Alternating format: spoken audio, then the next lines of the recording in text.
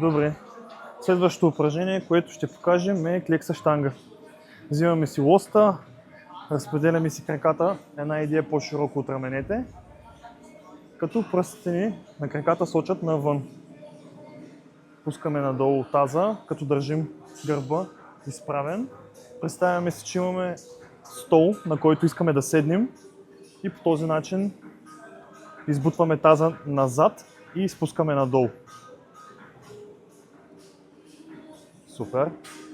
Когато сме в горната позиция, поемаме въздух, задържаме го, клякаме си и когато се дигаме нагоре, издишаме.